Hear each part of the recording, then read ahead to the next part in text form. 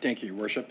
In as far as the IDEA committee has been suggested, putting together the Inclusion, Diversity, Equity, and Accessibility Committee, Kentville had led the way in having an accessibility and inclusion committee, and was on its way to having a diversity and belonging committee.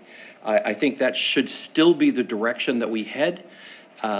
We've received quite a bit of correspondence about keeping the committees separate, and as such, I would ask to amend the motion to keep 4C, the Inclusion and Diversity Committee, separate from the Equity and Belonging Committee.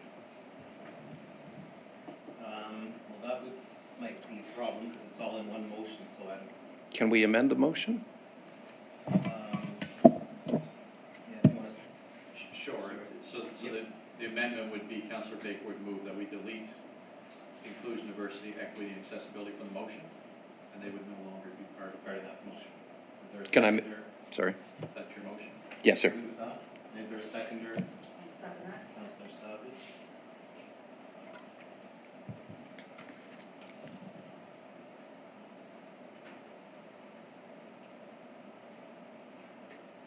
So we move the other motion though.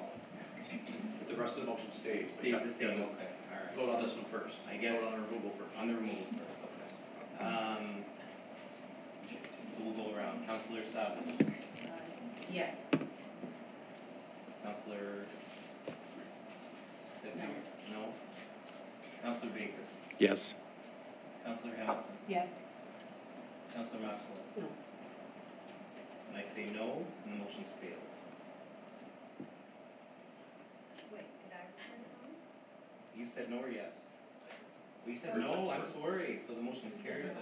I did say yes, and I realized I said it too I should have read it out loud. soon, Yeah. and I probably should have, as the mover, Yeah. I probably should have approved that Yes. the change.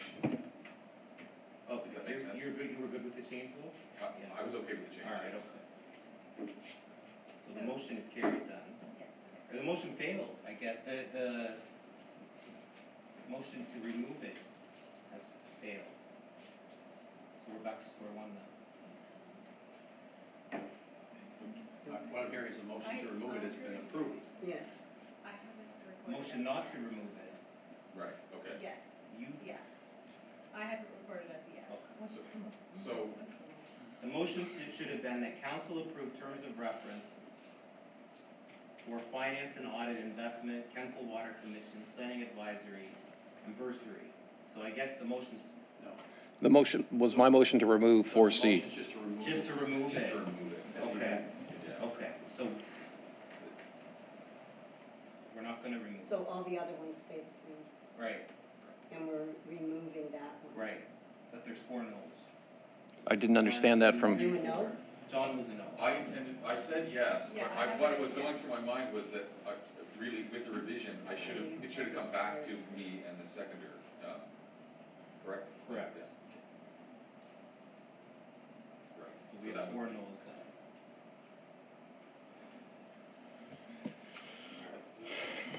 So that's a no.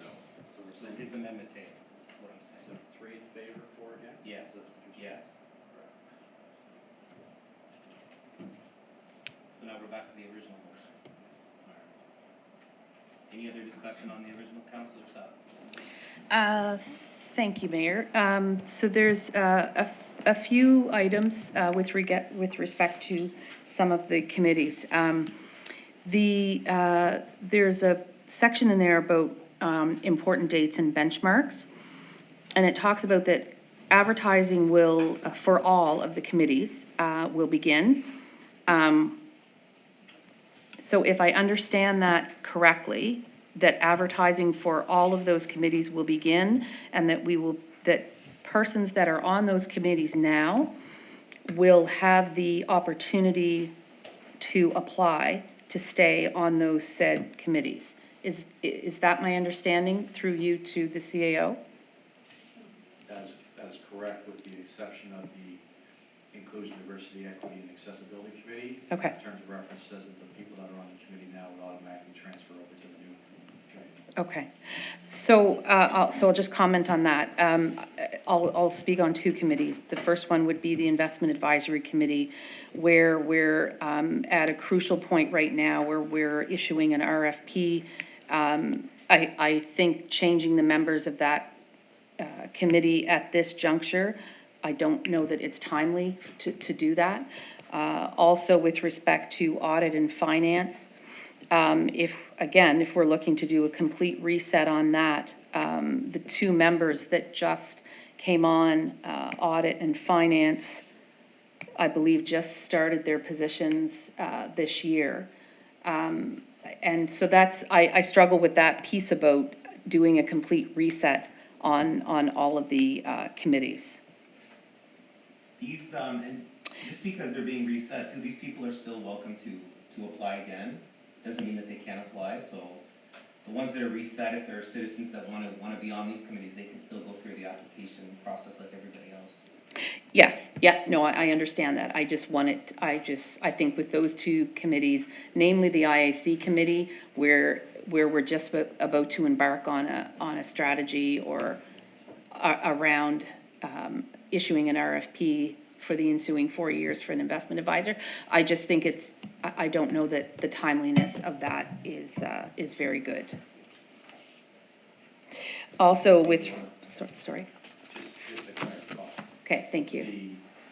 All the committee terms of reference are much more robust and more detailed. Yes, And so I wouldn't want to assume that someone who signed up for, say, the audit committee, who had a very short term of reference, one paragraph, all of a sudden now has 4 pages of criteria and roles and responsibilities.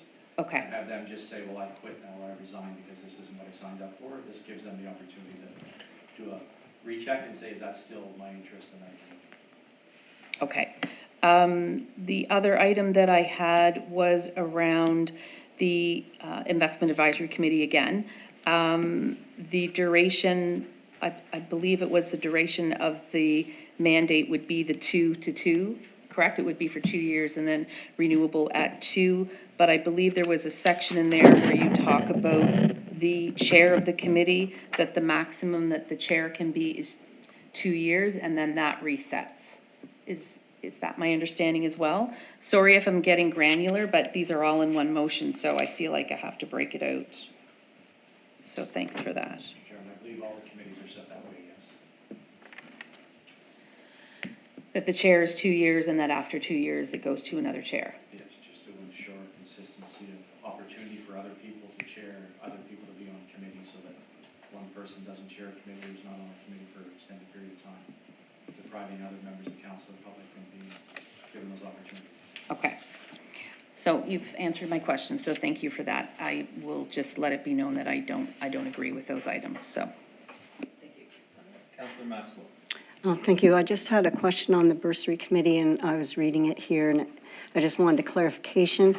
All meetings of the bursary committee are public, except those matters deemed to be private and confidential in nature. And I just need a clarification if that's when the bursary committee is looking at the financial ability to pay by a family or the volunteer work that a certain student has done and those types of things. Does that fall under confidentiality? I guess my position or my recommendation would be that the committee would meet, they would discuss the applications in a generic sense, they wouldn't provide names or details, and so all that would be done in public. Because you wouldn't necessarily know who the individual was, you would simply say this person volunteers A, B, and C, or this person has financial need of A, B, and C. It wouldn't be of a confidential nature at that point, because there's no provision in the Municipal Government Act that will allow somebody to win camera for a bursary committee, unfortunately. Well, And there's opportunity for the members to discuss the applications without disclosing the personal information. when does that opportunity occur? In one meeting? Not sure, I'd have to think about that more. Okay, because my my years as a teacher, a high school teacher, and sitting on bursary committee, those types of discussions are absolutely private and confidential about students and about making selections for any bursaries or scholarships. And I personally, as a teacher, could not sit on a committee where private information would be public about students. And so I think we need to figure that out. Maybe with the solicitor, but I just think you will have very few teachers that would ever sit on a public committee to talk about students and their families and their need and things like that. And their marks, even their marks at university are private and confidential. And so I have a huge problem with that confidentiality piece. So I'm going to just leave it with you, CAO, to figure that out. Okay? Because I just think it would be wrong of us to pass this with that sitting there and a possibility of that happening.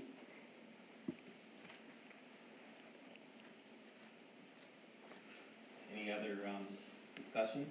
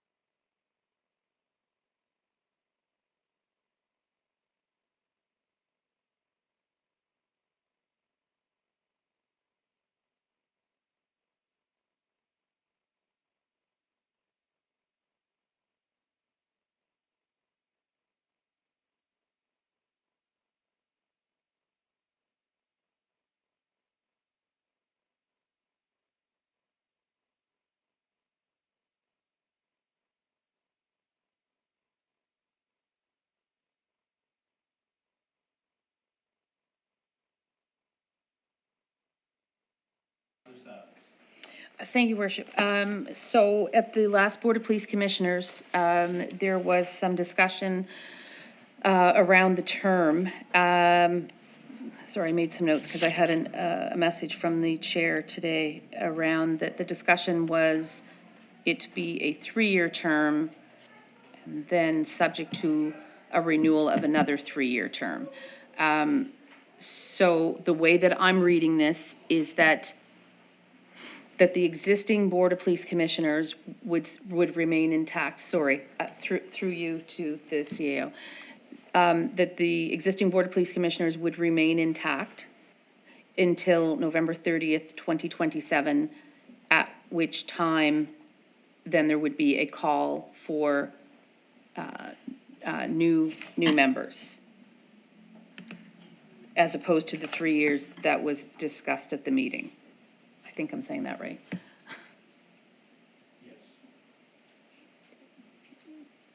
Yes, what? Sorry? Yes, it's the 2 years, right? He proposes the 2 years, consistent with all the other committees. Yes, consistent with the other committees, but the other committees are the 2-year to be renewed for an additional 2 years. But this one would just be 2 years not to be renewed at the end of the 2 years, correct? Doesn't say anything in there about that, does it?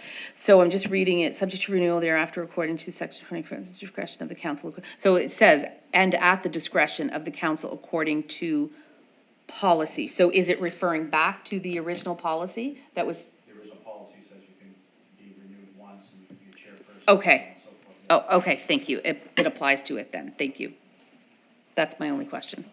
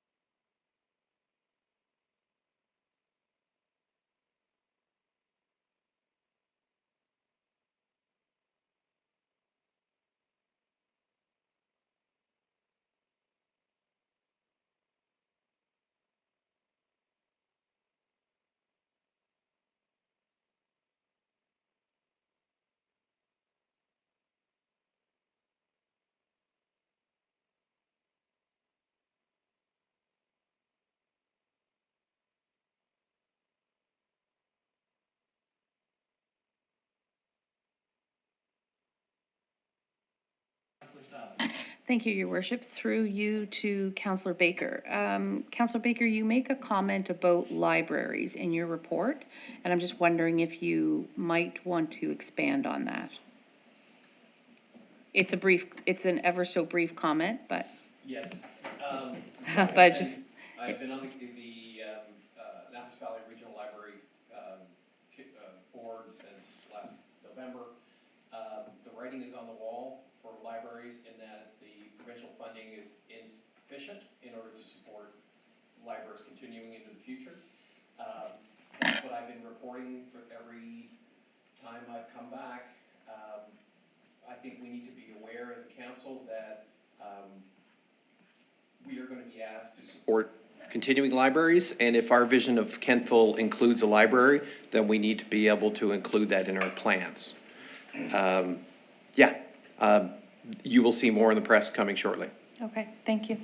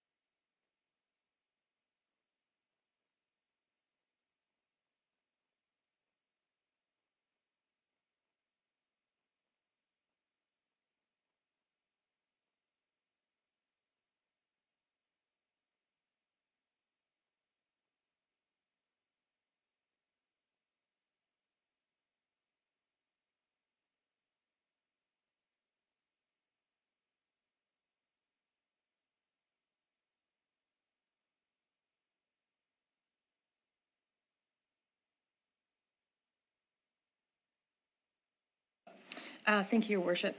Um, Through you to Director Shoup, if I might. Thank you. So Director Shoup, just if I understand correctly in your report that you did, that only 10% of the, I'm just trying to understand, only 10% of the property will be used, or only 10% of the property is usable? Because it's a little over 4 acres, right?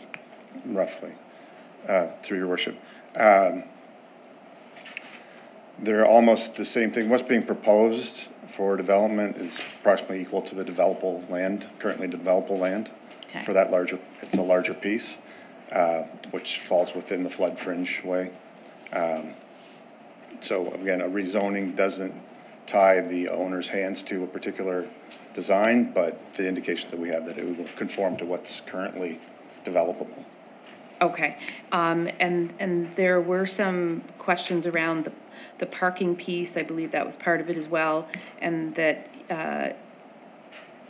we were advised that staff would look at sort of the detailed design, the aspects of the design, and that is something that will be reviewed as well, as much as you can. At this stage, we wouldn't be looking at detailed design, but were the applicant to come forward with the same concept, then at that point, when we get to a permitting stage, we would look at it. Yeah. And because this would be, if the rezoning were to go forward from R2 to R3, Yes. because it's adjacent to an R2, it would require a site plan approval process, which Okay. is a little more detailed review of the application. So that presumably could be part of that review. That it would be, yes. Okay, thank you.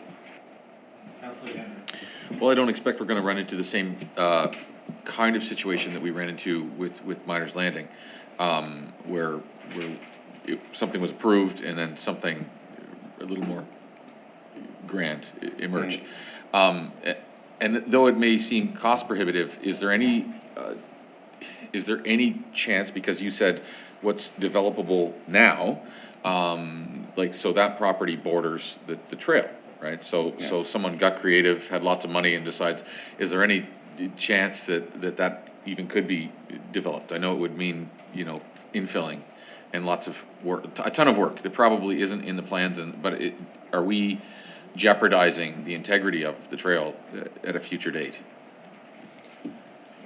Through your worship, again, considering hypothetical development applications for the future, practically speaking, it would be difficult. This is from a planner's point of view. An engineer may have a different opinion on what can be done with the the remainder of the back portion of that property, so to speak. It would involve quite a massive effort to achieve the proper level of preparation to develop that back property.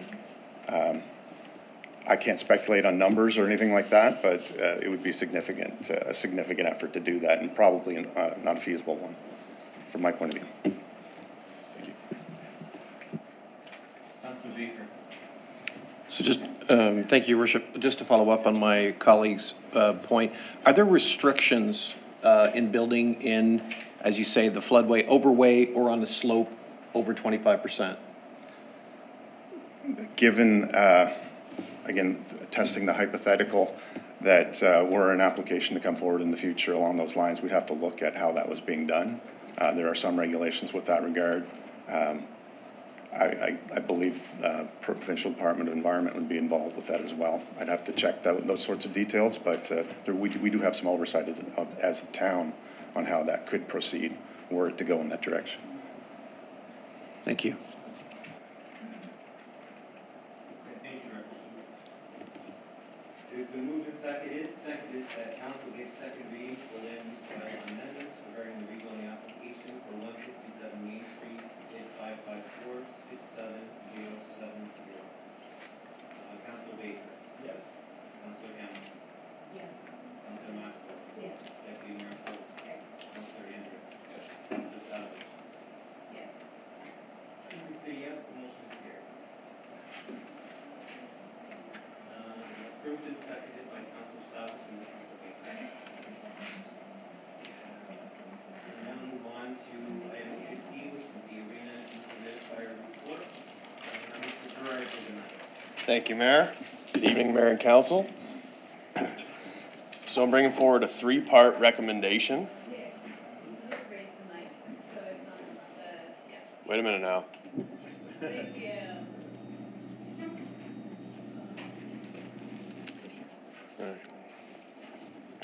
So this is a three-part recommendation for the replacement of one of two ice rink defogger industrial dehumidification units.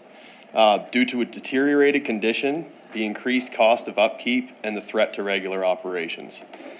So this would entail partial transfer of the arena dehumidifier replacement project from next year's capital plan, 2027, to this year's, 2026, sorry. The second would be the arena parking lot paving project funded by debt for this year's capital plan be transferred to operating as the approach has been revised to patch paving rather than total replacement. And ultimately, the reallocation of $60,000 in 2026 capital funds to the replacement of one of two ice rink defoggers in Kentville Arena. I'll open up to questions from there. Any questions for Mr. Gerard on that? Councilor Baker. So if I understand this correctly, the paving project would be eliminated? The paving project, so originally, I think 150,000 was approved to pave the entire parking lot. I've worked with our Public Works Department and a contractor through them. We estimate the patch paving is only gonna cost 25,000. Thank you. Any other questions? I guess there's no more questions. Thank you all. The recommendation would be partial transfer of the arena dehumidifier replacement project from the 2027 capital plan to the 2026 capital plan. And the arena parking lot pavement project funded by debt for the 2026 capital project plan be transferred to operating as the work plan has been revised to patch paving rather than a full replacement. Reallocation of $60,000 of 2026 capital funding to the replacement of one ice rink defogger dehumidifier in the Centennial Area. And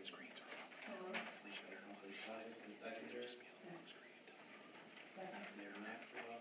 Is there any further discussion on this? There being none, it's been moved and seconded.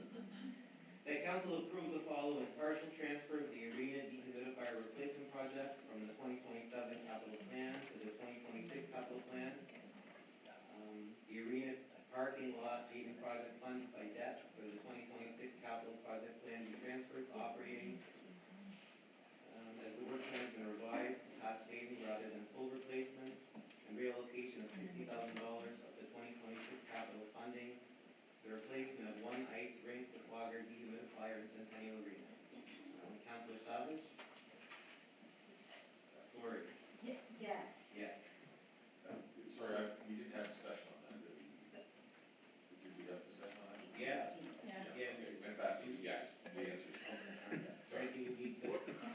No, I guess what was on my mind was just to commend everyone involved, because we are, in going through the numbers, anyone who takes time to look through the numbers, like, we are trying to squeak out work here, and it's just to be commended all around.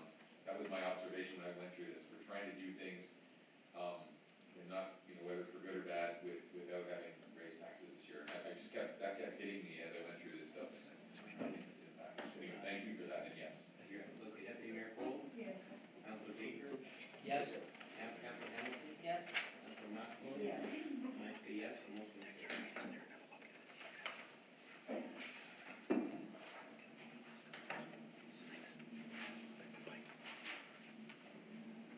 We're now on to new business. There's a proclamation that we made that October is Disability Employment Awareness Month.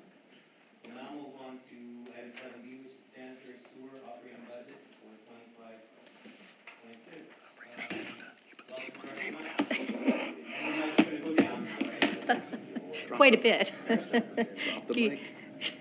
Good evening, Mayor and Council. Is that okay, Dave? You're good. You're going to do most of the talk. Okay. So sanitary sewer operating budget has been distributed just within the last week, and we didn't have an opportunity to speak to it at CAC.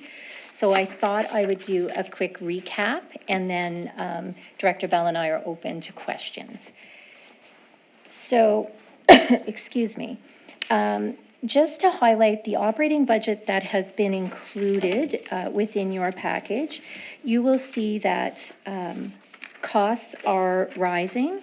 In particular, this year, there's a $408,800 increase in our regional sewer costs, which make up about 74% of our overall costs for sanitary sewer for the town. You will have also noticed in looking at the report that even though our costs have been rising, our rates have remained unchanged since 2018-19.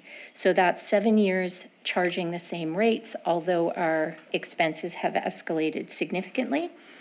And for your information, that would have been part of a 5-year rate plan. So the actual costs that would have been used to kind of forecast out what we might need would be from 2014. So 2014 was used to calculate the upcoming 5 years to 2019. So the last time we've looked at this compared to actual expenditures would have been fiscal 2013-14. So that would be 11 years ago. Overall, you will see in the budget, we have incorporated, it is balanced, so it's incorporating the recommended revenue rate changes. That would be for both the base and for the per 1,000 imperial gallon effluent charge. You will also have noticed that on page 3, we did talk about the model that was used. So our in looking at this, we have certain expenses and we need to recover those expenses through rates. Our rate model looked at expenditures that we are recovering at $1,858,148. And we're trying to recover that through the base along with that consumption amount. Each of the types of expenditures that were identified have a percentage that we're trying to recover from each. So it's not 50-50. You might have noticed on page 3, the administration charges that go to sand sewer, 100% of those we recover through the base rate, none of those through the effluent or the consumption. So those percentages are there for your information, which is why it isn't like a straight mathematical half and half or anything like that. There is a distribution amongst those expenditures. And you will have noticed also on that page that we talked about the assumptions. So we've assumed an increase in 3% of our customer base for 5/8 inch meters. Those, as you may have noticed, those represent 94% of our customer base. And so we've estimated, and Director Bell could probably speak to it further, but we've estimated a 3% increase in customers. And looking at pure volume, we assumed about a 2% increase in volume. Every other adjustment was noted in under the budget highlights, and you could see those on the operating budget itself. None of those are material with any respect other than the amount from the County of Kings, along with the depreciation would be the only other major change. Moving from there, I thought I should go through the schedule that is on page 5, and if we want to put it up, we can, just let us know. But when you look at that, the first section of that shows the current rate, which would be the 18-19 rate that has been used right up to 24-25, and for the first 6 months of this year. So you can see that our base rate is 149.88 for a 5/8 meter. And, excuse me, we would have received 74.94 against that so far this year, because we've billed those customers 2 quarterly bills. The next quarterly bill, 2 bills, would be at 163.86, bringing us to 238.80 for the whole year.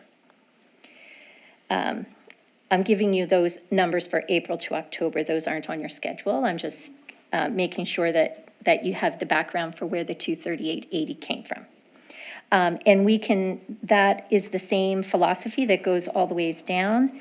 Our number of customers are only in the 3/4 are only about 1.5% of our customer base. It's only 35, and 2.3.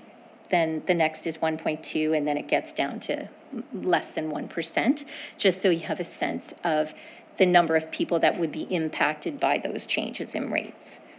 So those are the base.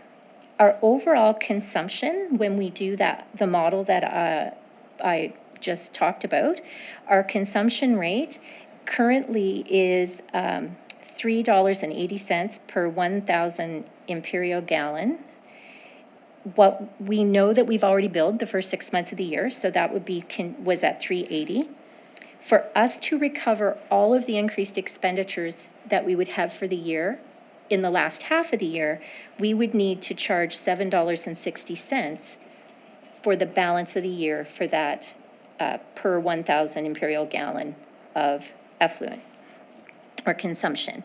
That together, if we take that and say, let's add all that up and say, what would the blended rate look like if we combined the whole year? And that average for the year, the fiscal average, would be $5.52. Although people would be paying a higher amount in the last 6 months and a lower amount in the first 6 months. In total, it would work up to be about $5.52. And just to make it a little more complicated, it isn't at a 50-50. Director Bell looked at what our consumption has been in the last year, and we've distributed based on what people normally consume in this first 6 months. So it's just about 55% in the first 6 months, and 45% of the average consumption is in the last 6 months. So we summertime, as he said, Wells or lawns and pools filling and pools, that sort of yeah, consumption is usually higher in the first 6 months. So with all of that sort of rate detail and knowing what the percentage consumption is for the first half of the year versus the last half, we then looked at what would a typical customer see. So for a small residential customer, we assumed 100 imperial gallons per day. So 36,500 per year. And they currently, that customer would currently be paying $149.88 plus whatever their, that 36,500 gallons per year. In the new world, the increase, if we were to apply the new rates that I just described at the 238.80 for base for the year and the 552 fiscal average for the year, they would need to pay $152 more a year We only have 2 billing cycles left for them, so they'd pay $75.81 for each of those billing cycles. This year is really the catch-up to try and recover what the current expenditures are compared to budget. We're not looking at recovering any of prior years. Any deficits we had in prior years would have been picked up by an operating reserve. So this year we're saying we want our revenues to match our expenses. So that would be the amount for that small user. A normal family of 4, I say normal, that's probably not the right way. A larger household would generally use about 200 imperial gallons per day. And that calculates out in the same manner. So you'll see what we're estimating the increased bill per quarter for the balance of the year would be $107 because we need to recover $214 additional dollars from that customer to be able to make up the full amount of revenue we need overall. I know it's a little bit complex, but that is how we are proposing the rates will impact that general small and larger residential user.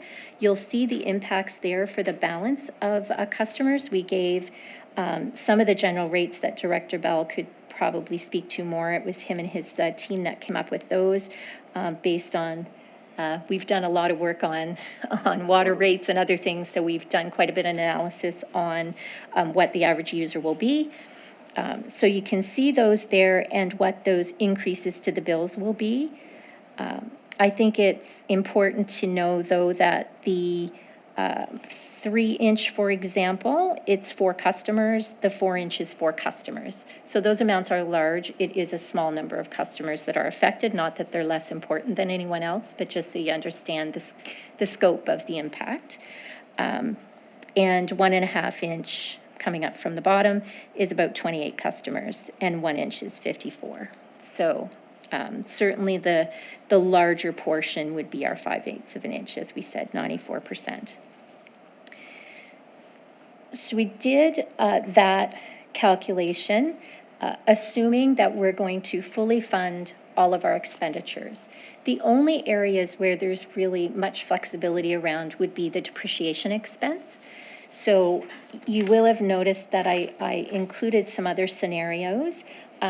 We had looked at what if we only transferred 50% of our depreciation costs into reserve to fund that through operations.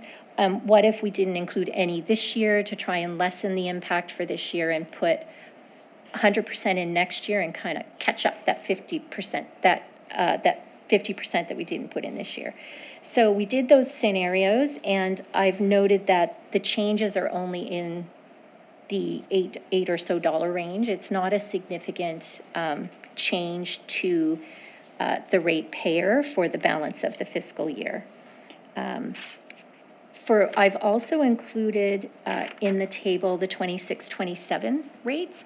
So we have, as you could see from the budget document, we've projected out what we anticipate the cost to be for 26-27. We've only included an 8% increase for the County of Kings regional sewer costs. We do not have any forecasted information from them beyond this year. We have had some dialogue with them and talked about needing to have at least 2 to 3 years out so we can have a better idea of what those rates need to be, so our ratepayers have a sense of what that escalation may be in the future. So right now, 8% is what we've included. They are aware. If there is any deviation from that, I can share with you what we have for currently what we have in our sand sewer operating reserve is only $103,500. So there's very little there. Last year our deficit was $117,000. But I mean, there's some there to make, there's some capacity, I guess, there to address a shortfall if there is one in 26-27. Also, I have included for your information comparators to other areas, and Did you want to throw that up, Dave? It's the 2 pages. Yeah, page 6. So you can see from page 6, everyone has a bit of a different approach. So our proposed rates are included in there for 25, 26. You can see those that actually have base rates, New Midas and Halifax are included. And then our rate per 1,000 gallon of effluent, you can see those rates are included. So our rate would be higher than New Midas, but much less than Halifax when it comes to that consumption or effluent rate. But our base rates are a little bit higher than Halifax in those areas. The other, if you look at Kings County is $599 per dwelling. And if you have a vacant lot, you get charged $179. It's a flat fee. There isn't a base and a consumption charge. So if we look at our neighbor, our full costs are estimated less than the $599. You can also see Bridgewater is there. They have a rate for residential, commercial, and large industrial that is Fixed flat. Yeah. it's fixed and flat. The residential rate is fairly comparable to the dwelling rate that Kings County has. So we thought that that might be helpful for folks in deliberating the rates that we have proposed going forward. Wolfville also has a $7.08 consumption or effluent rate. Their minimum charge means if your usage will bring you under $29.85, you're still charged $29.85. So it won't be lower than that. They don't have a base charge, but you'll never be charged less than $28.95 A vacant. or like a vacant- $29.85. Like a vacant quarter if your Yeah. house is empty when you're gone south or something of that nature. You're still going to get charged $29.85 Quarter. per quarter. So those are the comparisons. I also wanted to share, I said we had a reserve of $103,507. Just in case anyone was trying to do the math to say, well, what would it look like if we only had the 2% volume increase for revenue? How would that look in the bottom line if we didn't change any rates? Our deficit would be about $422,000 if we didn't change rates, and we only have a reserve to cover $103,500 of that. So that is not something that staff is recommending for that reason. So overall, what we are recommending is that council look to recover the full costs of the sanitary sewer for 25-26 within the rates. For 25-26, that we do not apply a retroactive payment, that we recover all of that for the last 6 months of the year, and that would result in the table that we've put forward as recommended rates. So we are recommending a budget that has $2,020,750 in revenue and expenses, and we are recommending that our 25-26 base rates are as shown in the table.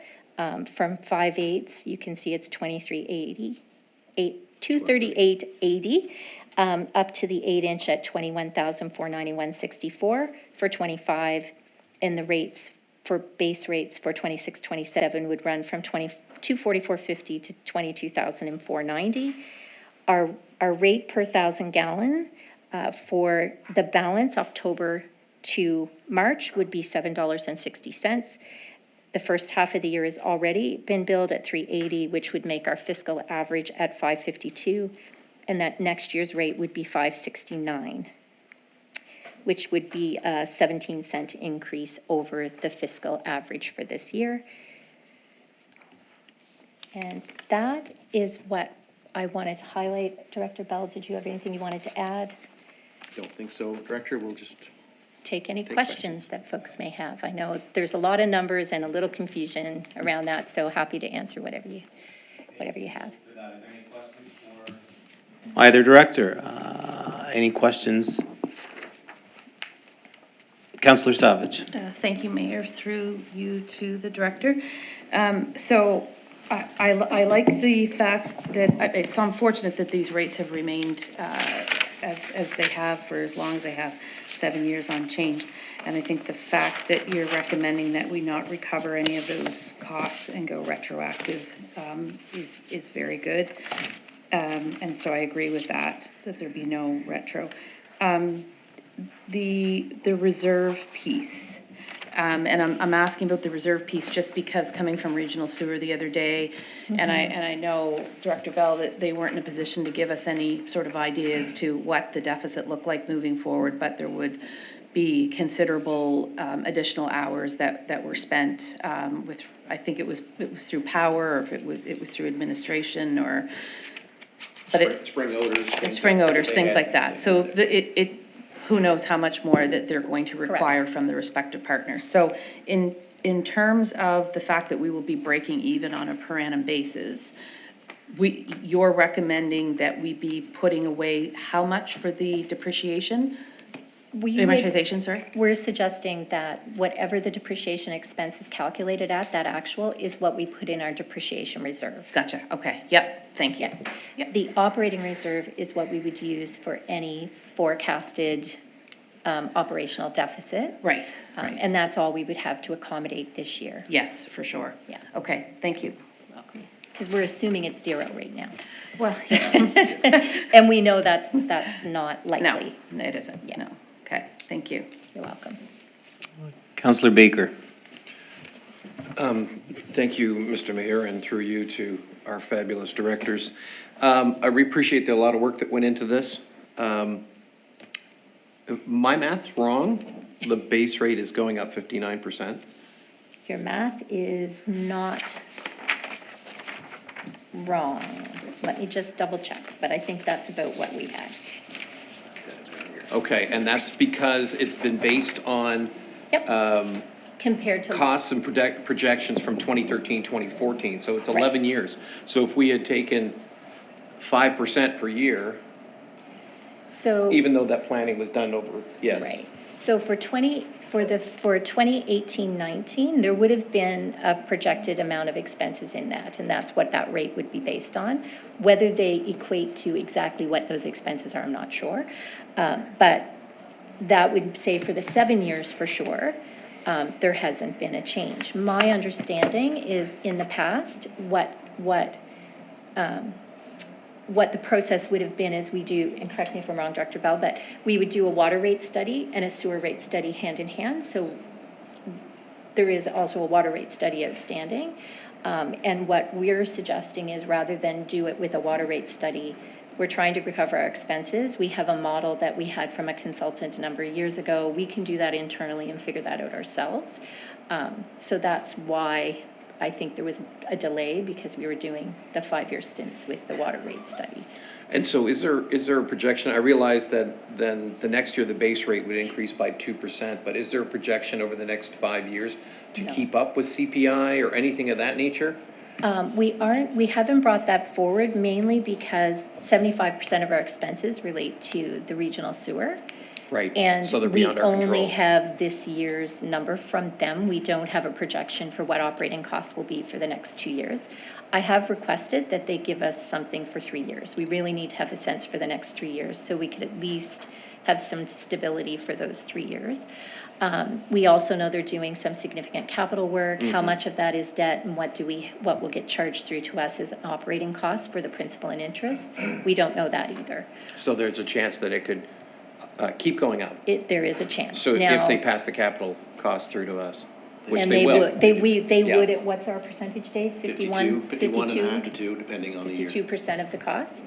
And I believe it's, I had a thought and I've lost it. You Yes, blocked it on so purpose. Director Bell did take a look at what the regional sewer costs have been from 2018 through to now. And I believe, Didn't print that table. I but, might have it. It went I up. believe we were 709,000 in 2019. 2018-19. So it's more than doubled in those. And now we're over 1.4. Yeah, 1,424, I think it is what we have in our budget, so Last year being the biggest, it was 37.5%. Between 24 to 25. Yeah. A lot of that is some of the non-operating costs, the principal interest charges hitting us now from the capital improvements that they've done. So that's what's driven up some of the overall budget. It's a mixture of operating and non-operating costs to bring that up, that extra. What was This it, year's 300? 408,000 this year. 408, yeah, 408 jump over Yeah. last. So so it was if I- $1 million last year, $1.4 million this year. So- Thank you. Or Our portion. Our portion. Yeah, and so if I understand this correctly, at the beginning of this meeting, we just passed a motion to support the regional sewage efforts of $118,000, is that correct? Was that our first motion? Was that Valley? How's That was No, it's Valley Valley Waste. Waste. Valley That's Waste. Valley Yeah. Waste. My apologies, I A got the different two type of waste. waste. Different type of waste. confused. Okay, so skip that. All right. We digress. So then, this increase and possibly another increase within this next year, and is there gonna be another water rate study as well? Or is that? So we currently have a water rate study underway. And we have, that is with The commission, a consultant. consultant, Jerry Eisner. Eisner. So they're working through that now. And we're still in the finalizing Q&A from them. We don't have a draft report yet, but they will be recommending rates for the next 5 years to us based on the data that we've provided them. That has to go to the board. That has to go to the To Nova UARB, Scotia or sorry, whatever it's Appeals renamed. and RAB now, Regulatory, yeah. Regulatory Board, yeah. Or Wow, Regulatory and okay. Appeals, sorry, yes. Thank you for the So that will have to information. go to them, but that will then have a 5-year rate. That was will like be it- set. It would at least probably be next fiscal before that would probably go into Probably, effect. yeah. But we don't have a final date from him when the report will be in, but we are prodding. Okay, thank We know you you. would like that for budget consideration. All right, council, so we have a recommendation here that council approve the 2025-2026 sanitary sewer service operating budget with total revenues and expenditures of $2,020,750 with the following 2025-2026 and 2026-2027 rates listed in the report. Moved by Councillor Savage and a seconder, all of you. Councillor Andrew. Any discussion on that? So it has been moved and seconded that council approve the 2025-2026 sanitary sewer service operating budget with total revenues and expenditures of $2,020,750 along with the following 2025-2026 and 2026-2027 rates listed in the report. Councillor Baker. Reluctantly, yes. Councillor Hamilton. Councillor Maxwell. Yes. Deputy Mayor Kroll. Councillor Andrew. Councillor Savage. Yes. And I say yes, and the motion is carried. Sure. Thank you. Oops. Are we going to see a sanitary sewer capital budget, or have we seen one? You've already approved that, When was that approved? with the With the capital town? budget for the town. Okay, just to That- make sure. Yeah, it was, I looked back, I couldn't find it. It's also Yeah. fairly small. it was very small. The Hills being a small portion and Yes, small yeah. standard things. Okay, thank you both. You're We now move on to item 7C, which is a request for tax reduction due to a fire. Council received a request for tax reduction due to fire damage at 213 Chester Avenue. A 20 by 24 outbuilding on the property was destroyed. Our policy for the town of Kentville G37F and the MGA Section 69A guide the process. So the recommendation is that council consider a 2025-2026 property tax reduction in the amount of $188.42 due to fire damages at 213 Chester Avenue, Kentville. Moved by Councillor Savage and a seconder. Deputy Mayor Kroll. Was there any discussion on that? So it has been moved and seconded that council consider a 2025-2026 property tax reduction in the amount of $188.42 due to fire damage at 213 Chester Avenue, Kentville. Councillor Savage. Councillor Andrew. Deputy Mayor Kroll. Yes. Councillor Baker. Yes. Councillor Hamilton. Yes. Councillor Maxwell. Yes. When I say yes, the motion is carried. Item 7D is Town Capital Budget, Temporary Borrowing. We have a recommendation here that council approve the temporary borrowing resolution TBR for a period of up to 2 years in the amount of $3,780,850 to support the town's general capital budget requirements and $416,050 to support the Kentville Water Commission as outlined in Appendix A and Appendix B respectfully. Moved by Councillor Savage and a seconder, Councillor Andrew. Is there any discussion on this? None. So it has been moved and seconded that council approve the temporary borrowing resolution for a period of up to 2 years in the amount of $3,780,850 to support the town's general capital budget requirements and $416,050 to support the Kentville Water Commission as outlined in Appendix A and Appendix B respectfully. Councillor Baker. Yes. Councillor Hamilton. Yes. Councillor Maxwell. Yes. Deputy Mayor Kroll. Yes. Councillor Andrew. Councillor Savage. And I say yes, the motion is carried. We have a report here from Regional Emergency Management Advisory Committee report. I don't know, CEO, did you want to speak anything to that, or it's in your package? We will, I'll take a motion to receive this report, I guess. If someone could, Councillor Savage, and a seconder, Councillor Maxwell. I guess all those in favor? Those opposed? So that report is in your package, which you all have received. We now move on to item 7F, which is Investment Advisory Services Contract Extension. The Investment Advisory Committee met on September 10th, 2025, and reviewed the status of the advisory services agreement with TD Wealth. Staff recommended a 6-month extension to allow sufficient time to evaluate the current service and develop a formula selection process for future advisory services. This work will be completed within the 2025 calendar year with input and guidance from the committee. Are there any questions on that? You could guide them to Deputy Mayor Kroll or Councillor Savage, I guess, if there's no questions. So the recommendation is that council approve a 6-month extension of the Investment Advisory Services Agreement with TD Wealth, extending the term to March 31st, 2026. Councillor Savage and a seconder. Deputy Mayor Kroll, any discussion? It has been moved and seconded that the recommendation that council approve a 6-month extension of the Investment Advisory Services Agreement with TD Wealth, extending the term to March 31st, 2026. Councillor Savage. Yes. Councillor Andrew. Yes. Deputy Mayor Kroll. Yes. Councillor Baker. Yes. Councillor Hamilton. Yes. Councillor Maxwell. Yes. And I say yes, the motion is carried. We have a series of correspondence that are all part of your package. We also have a correspondence that was received today from LA Lore regarding the tax rate in the business park. I put those all on your desks before the meeting, so I guess I will, do you want to speak to that CEO a little bit, or? Do you want to do public comments? We'll do that after, I think at the end, yeah. Okay. So council previously passed a motion asking that we submit a request to the province through, it has to go through our MLA because it's a private member's bill or it's a local legislation or local act, asking that the province repeal the former business park legislation that would give special taxation power, or special taxation or lack of taxation to the businesses in the Kentville Business Park. So that's been in place for about 40 years. And so they pay what is essentially the County of Kings commercial rate, as opposed to the Town of Kentville commercial rate, and they've been paying that for about 40 years.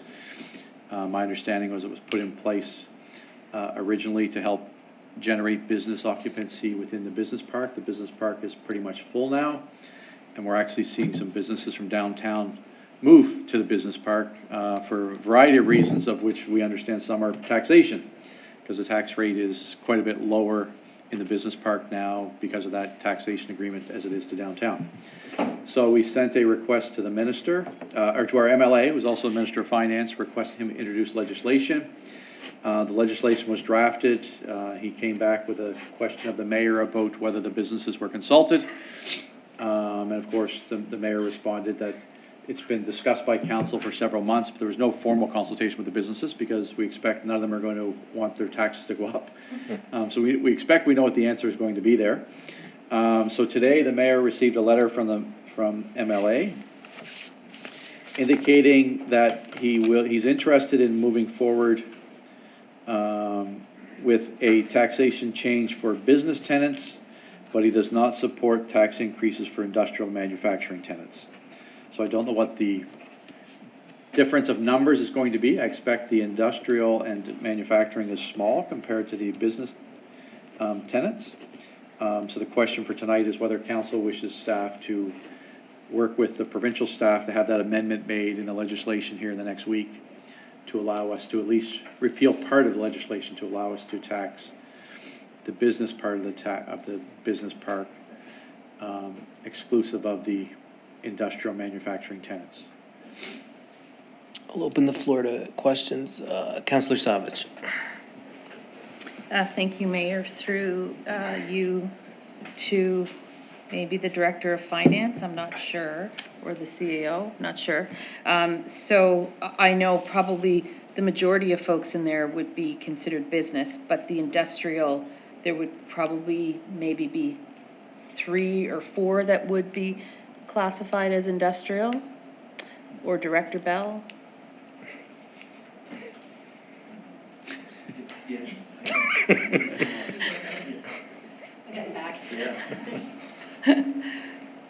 That's maybe not the clearest definition of what that would include. Right. I mean, there's That's true.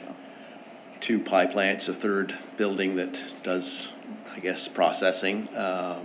There are ready-mix concrete plants that make ready-mix or precast products. No precast there. They would house some from elsewhere.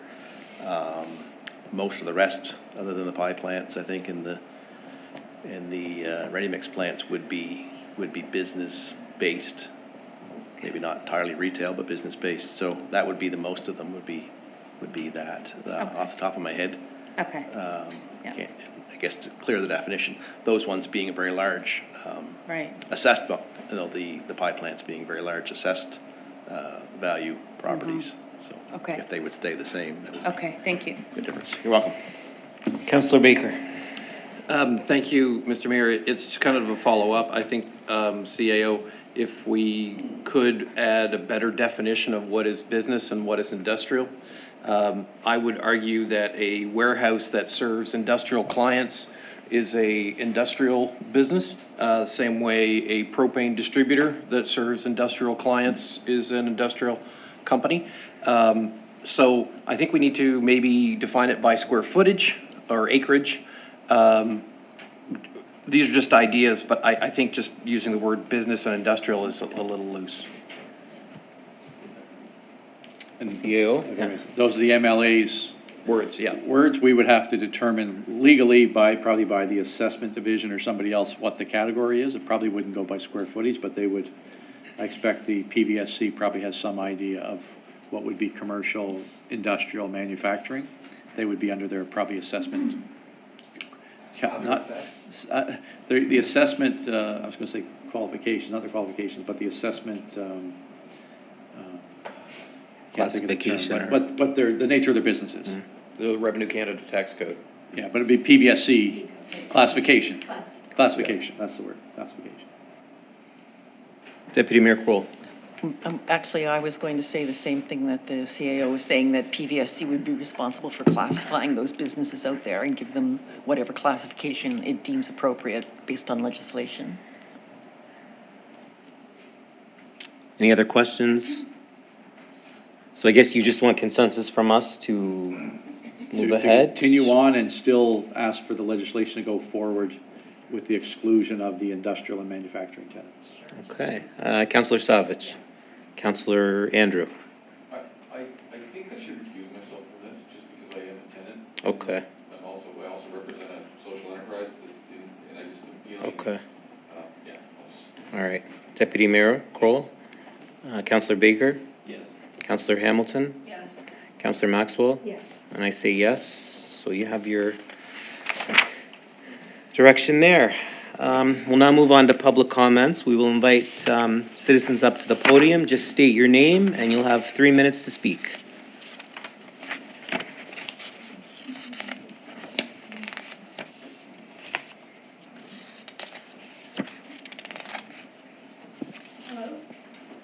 Is it on? My name is Rachel Creaser, and I'm a citizen of Kentville and a teacher here as well. I'm here to voice my disappointment and disapproval of what happened here tonight with the decision you made to amalgamate the Accessibility Committee with the Equity Committee. How many letters were sent saying that mixing the committees was a bad idea?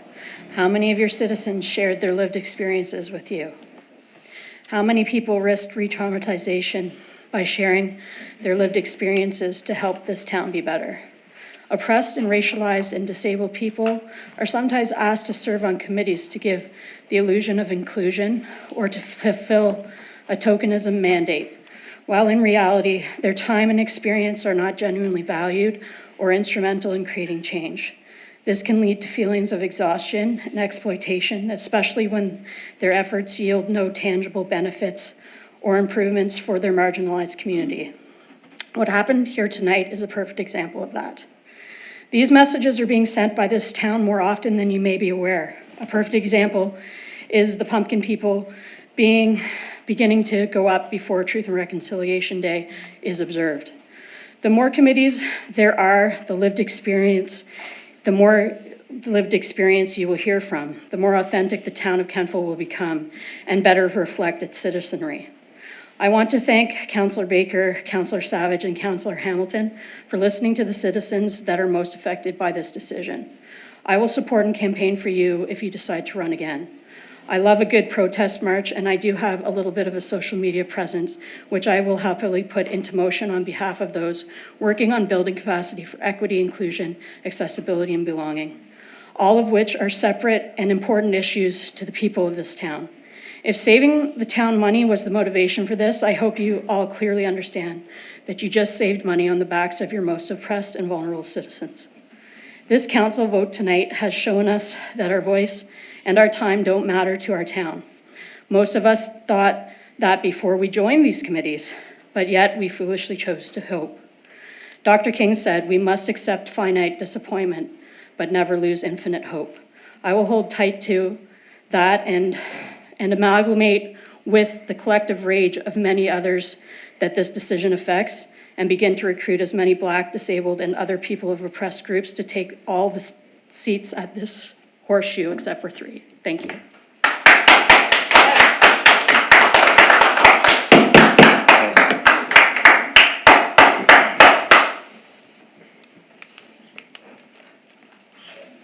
Good evening. My name's Stephen Evans. I live at 160 Main Street in Kentville, and I'm here representing my neighbours and Mr. Hughes, who lives next door to the property discussed, 157, the rezoning.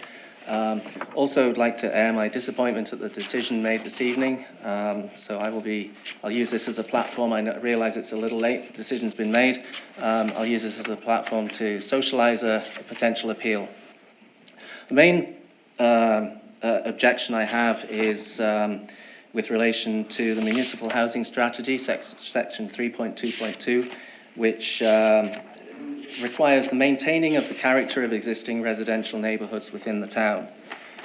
What's been proposed so far is a rather monstrous building, which is going to stand a clear 1 to 1.5 stories above the existing property. That certainly does not maintain the character of the existing neighbourhood. Further, I have personal concerns. We moved to the town several years ago, bought a beautiful property in a mature neighbourhood. It's the gateway to a very charming town. We certainly did not anticipate that there would be major construction works which could have a significant structural impact on surrounding properties, which are all of a historic nature. We have a chronically ill son who requires at least 12 hours sleep to maintain his energy levels, and we're very concerned that any construction work is going to disrupt that. That is not what we moved to this town for. peaceful, quiet, charming. This is the main gateway into town. Are we really going to give way to a mini Halifax and high-rise buildings? The owner made some arguments for high-end rental accommodation, there being a need. I did some research to try and verify that, and according to the Nova Scotia Housing Needs Assessment Report, the need is actually for affordable accommodation for young professionals, young people, the elderly, and other vulnerable members of the community. The property that's being proposed is high-end. This is not what the Nova Scotia Housing Assessment Needs Report is suggesting is the requirement. What else? Sorry. Okay, finally, it seems to me this is purely a money-making project for the owner. No thought's being given to the current area and the community, indeed the character of Kentville as a whole. The current community, property owners, are constantly striving to improve their properties, not just for themselves or for profit, but so they can keep the beauty and the character of the gateway, gateway to a town that they love. The council should consider this development not as a one-off, but possibly the catalyst to start more inappropriate development. If this is allowed to proceed, what comes next? Is there a clear vision for Kentville? Do you want to maintain the character and aesthetic as a historical town, or are you happy to let it turn into Little Halifax? If it's the latter, then perhaps Kentville is not the place for my family and my neighbours. It's likely if this is allowed to continue, then why wouldn't we also give over to property developers? We could put our 1 acre property up for sale to a developer, and there's already a planning precedent in place right across the road. Why wouldn't we? To me, it's a choice between profit for one developer or the integrity of the town and the community. Thank you. Thank you.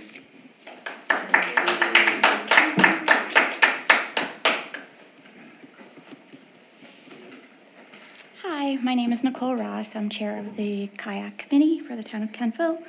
I'd like to also echo what Rachel said about thanking Councillor Baker, Hamilton, and Savage for supporting us.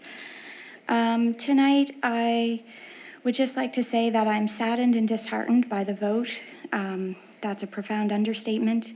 The individuals seated around this horseshoe have been elected by the people, and despite overwhelming correspondence and concerns raised by community members, these voices have been dismissed.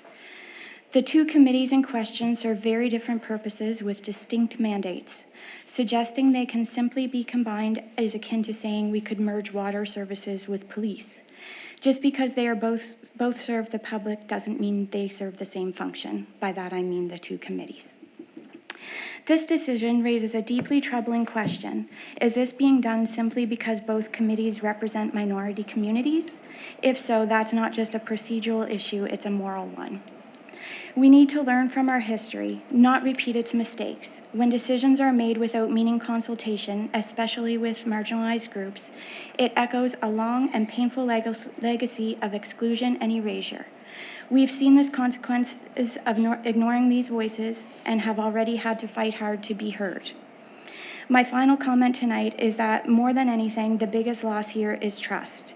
Trust that these communities have built with their town over time through difficult conversations, advocacy, and partnership. That trust and those relationships are now at serious risk of being irreparably damaged. That's all I have to say. Thank you. Thank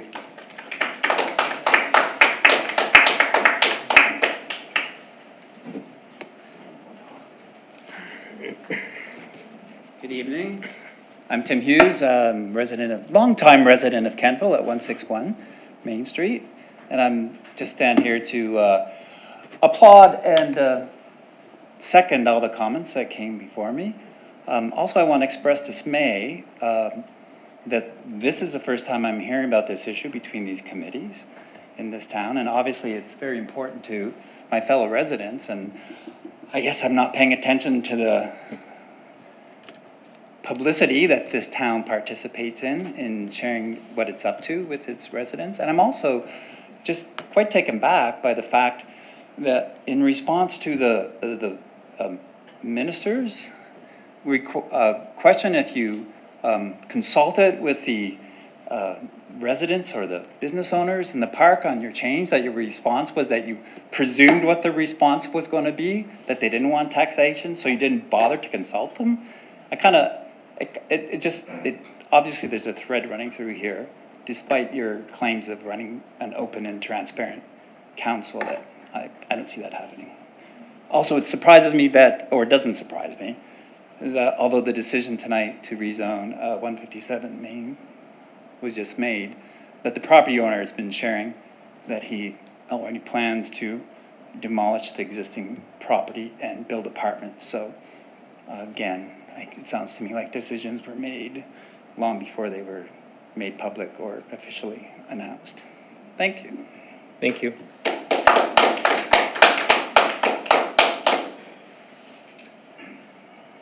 Okay, I guess there's no more public comments. Council has confidential matters we need to discuss in camera, so take a motion to go in camera. Moved by Councillor Andrew and a seconder, Deputy Mayor Kroll. All those in favor? Those opposed? Motion is carried. We move in camera at 7:39 p.m. Yes, let's take a biological. You guys want to take a little biological break? Yes. Yeah.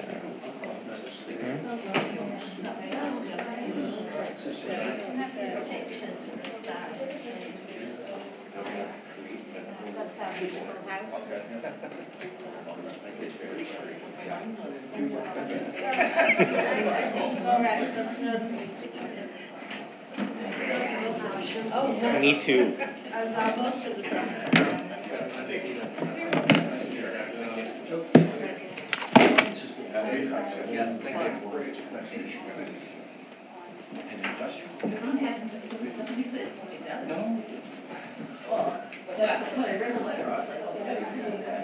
It's very strange. It's a combined rate now.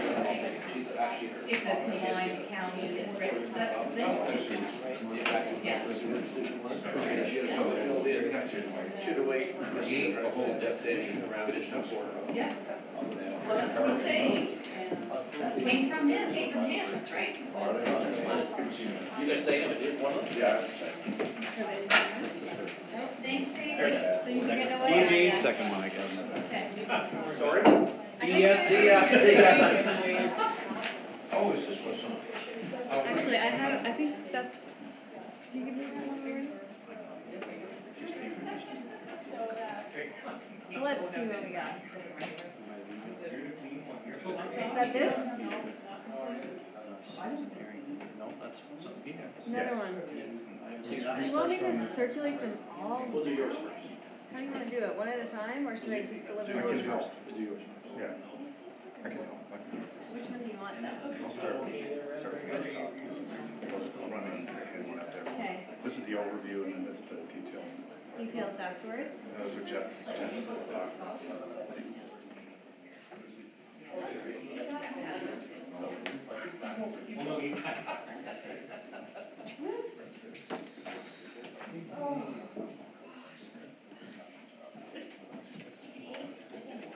I know. I hate it. I hate what? I hate